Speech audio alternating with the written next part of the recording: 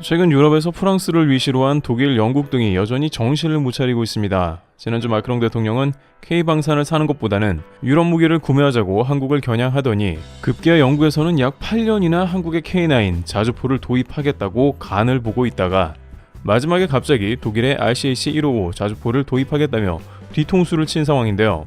독일이 개발한 원격 조정 곡사포로 영국의 차기 자주포 우선 협상 대상자로 선정된 것입니다.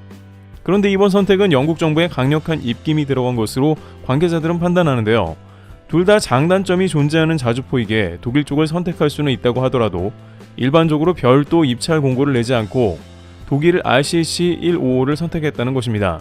8년간이나 영국 당국의 요구사항과 개조를 통해 K9A2형을 납품하겠다 노력해온 한화 에어로스페이스는 결국 아무런 소득 없이 끝난 상황으로 영국의 황당한 횡보를 지켜봐야만 하는 것이죠. 영국 정부에서 제3자의 기관을 통해 객관적인 평가를 내렸다면 당연히 K9A2 자주포가 선정됐을 겁니다. 노르웨이가 그랬으며 기타 동유럽 국가들이 가성비나 성능 면에서 K9이 최고라는 평가를 내렸습니다. 하지만 그들은 계속해서 알고 있음에도 불구하고 담합하듯 유럽산을 계속 고르고 있는 겁니다. 이러한 움직임은 최근 마크롱 대통령의 발언과 같이 K방산을 터부시하는 프랑스, 영국, 독일의 행보입니다. 북유럽 국가들과 동유럽에서 이미 K9을 들여와 훌륭하게 활용하며 K9 클럽을 결성함에도 불구하고 유럽 영내 조달이라는 구호를 내걸면서 한국을 받아들이지 않는 구시대적인 모습을 보입니다. 그런데 이러한 행보와는 반대로 독일에서 일어나는 일은 오히려 영국을 망연자실하겠다는데요. 실제 영국이 의도하는 것과는 정반대의 일이 벌어졌고 무슨 상황인지 궁금해지는 국면인데요. 일단 앞서 논의했듯이 프랑스는 물론 영국, 독일은 G7 주요 국가이자 서방의 강대국으로서 자신들의 자존심을 앞세우고 있습니다만 최근 한국은 독보적인 움직임을 보였습니다. 한국은 최근 수년간 서방이 갖지 못했던 놀라운 모습을 보이면서 전 세계로부터 인정받았는데요. 우선 실제로 한국은 특히나 최근에 더욱 전 세계에 다양한 기여를 하면서 서방의 환영을 받았습니다. 그런 상황이 지속되면서 급기야 지난 2021년에 한국은 사상 최초로 개도국에서 선진국으로 그 지위가 변경되었는데 이는 UN 무역개발회의 57년 사상 처음 있는 일이기도 했습니다. 게다가 서방 주요 국가에서는 한국은 한 가지 통념을 무력화시켰다고 놀랍다고 했는데요. 이는 바로 전쟁이 일어난 개도국에서는 결코 선진국이 되기가 불가능하다는 것이었습니다. 시기는 다르긴 하나 우크라 사태로 현재 폐허가 된 우크라이나 복구 비용은 가늠하기가 어렵습니다.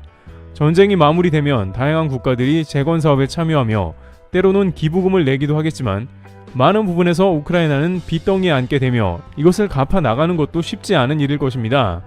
따라서 많은 경제학자들은 제로에서 시작한 한국이 선진국이 된 것은 지구상 유일이라 봐도 되는데 그러한 국가가 이제 자신들에게 도움을 주니 계속해서 한국에 대한 놀라움을 표할 만한 것입니다. 그러나 단순히 팬데믹을 넘기는 데 기여했다고 해서 한국이 선진국이 되는 것은 절대 아닙니다.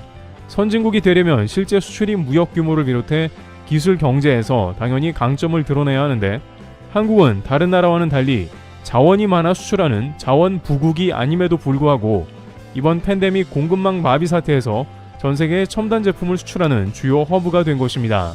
또한 친환경 사업으로 미래의 대세가 되는 전기차 분야에서도 전 세계 곳곳에 배터리 공장을 짓고 한국 브랜드 차 회사들은 전기차를 생산해내며 급속하게 점유율을 높여가고 있는 상황입니다. 국토 면적으로 봤을 때는 도저히 규모의 경제를 할 만한 나라가 절대 아님에도 불구하고 중국과 어깨를 나란히 하면서 글로벌 주요 거점에 생산 허브를 마련한다는 게 엄청난 일인 것입니다. OECD와 UN 무역개발기구는 이러한 한국이 앞으로 더 선진국으로 갈 것으로 내다봤습니다. 이러한 맥락을 가장 잘 알고 이용한 것은 바로 미국인데 미국은 한국을 끌어들였습니다. 미국의 공급망 재편성과 더불어 심지어 중국과의 패권 싸움에도 한국이 필요하다고 본 것이죠. 한국도 지정학적 위치상 미국과의 안보 문제도 있기에 서로 협력하기로 한 상황인 것입니다. 관계자들은 미국이 파트너로 선택하는 국가를 아무나 고르지 않는다고 이야기하고 있습니다. 반드시 자신의 국가에 지대한 이익이 되어야 하며 반대로 지는 나라들은 철저히 외면한다는 것입니다. 물론 최근 미국의 IRA 행태를 보면 이제 미국도 예전과 같지 않다는 의견이 나오고 있습니다만 한국이 미국에 당한 만큼 반드시 미국의 요구에서 받아낼 것은 받아내야 할 명분도 생겼다는 것입니다. 실제 미국과 핵연료 처리 문제 등으로 핵잠이나 핵무장 등을 실현하는 데 활용해야 한다는 것으로 이것도 한국이 실력이 있으니 이런 카드도 쓸만한 게 나온다는 해석도 등장하는 것입니다. 그런데 여기에 최근 서방에서 가장 한국에 대해 놀라며 인정하는 부분은 따로 있습니다.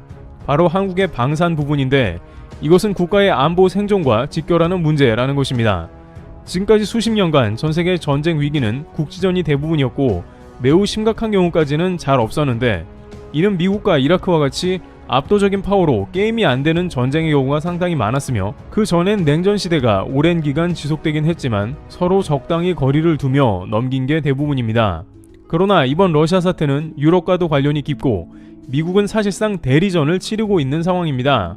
따라서 막상 이러한 상황이 펼쳐지자 전세계 각국은 자신들이 얼마나 평화롭게 지냈나 깨달았고 각자의 군수 물자가 턱없이 모자라다는 것이 즉시 드러나게 된 것입니다.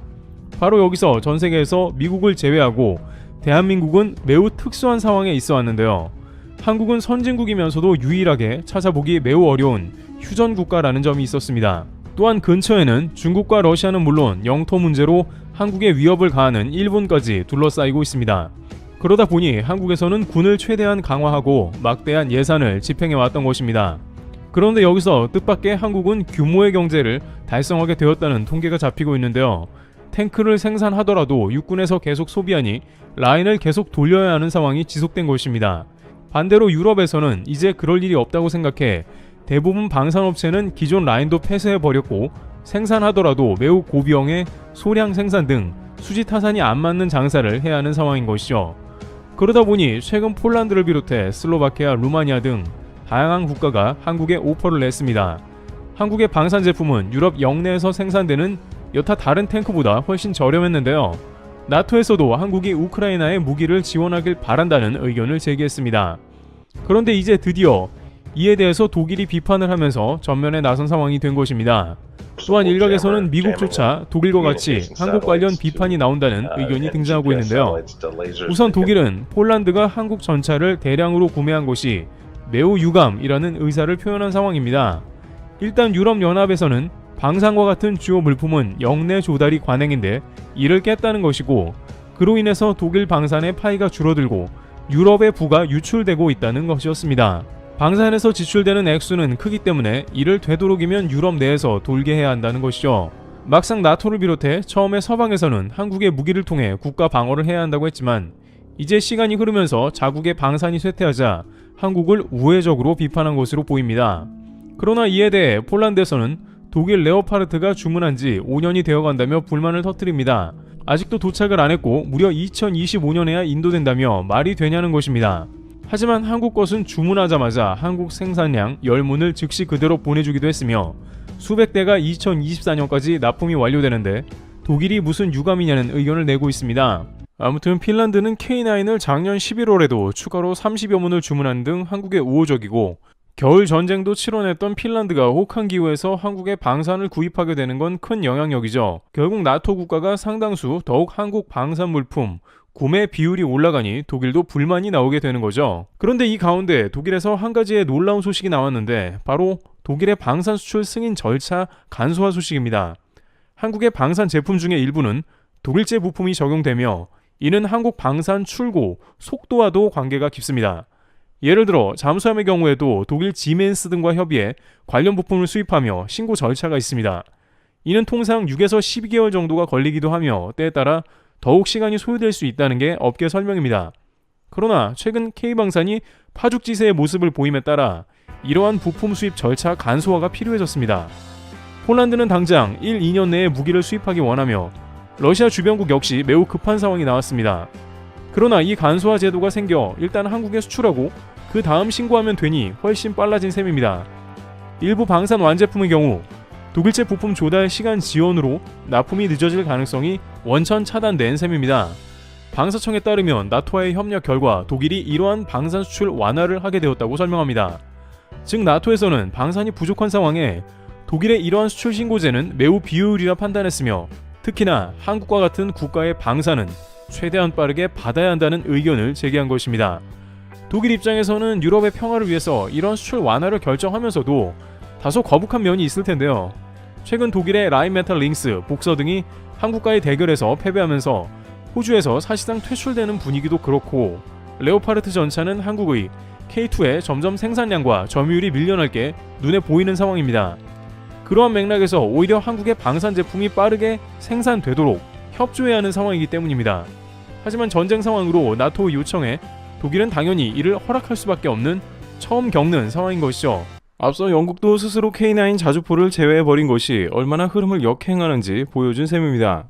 특히 방산에서는 실력 있고 힘 있는 자에게는 알아서 주변이 반응한다는 의견이 나오는 국면입니다. 트리블 튜브였습니다. 감사합니다.